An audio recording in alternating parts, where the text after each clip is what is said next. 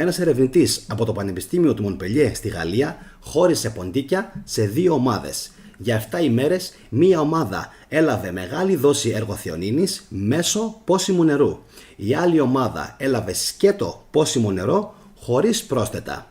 Η εργοθιονίνη είναι ένα αμινοξύ που απαντάται στα μανιτάρια και σύμφωνα με δεκάδες μελέτες έχει ευρεία προστατευτική δράση.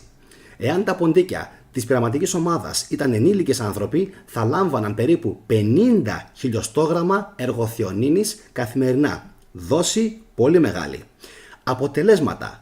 Πριν ξεκινήσει η περίοδος των συμπληρωμάτων, όλα τα ποντίκια ήταν εξίσου κατάλληλα. Στο τέλος της περίοδου συμπλήρωσης, ο Φοβέ έβαλε τα ποντίκια να τρέχουν με ρυθμό 70% της μέγιστης αερόβιας ταχύτητάς τους. Τα ποντίκια στα οποία χορηγήθηκε εργοθιονίνη μπόρεσαν να τρέξουν 72 λεπτά. Ωστόσο, τα ποντίκια στην ομάδα ελέγχου τα παράτησαν μετά από μόλις 50 λεπτά. Αυτό σημαίνει ότι η συμπλήρωση με εργοθιονίνη αύξησε την αντοχή έως και 41%.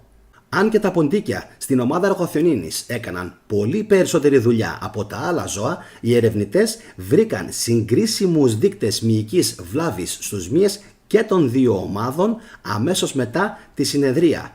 Έτσι, η εργοθιονίνη όχι μόνο βελτιώνει την απόδοση, αλλά προστατεύει και τα μυϊκά κύτταρα. Αυτό επίσης εξηγεί γιατί ο Φοβέ βρήκε την ίδια δραστηριότητα καταβολικών μηχανισμών στους μύες και των δύο ομάδων πειραματοζώων αμέσως μετά τη συνεδρία.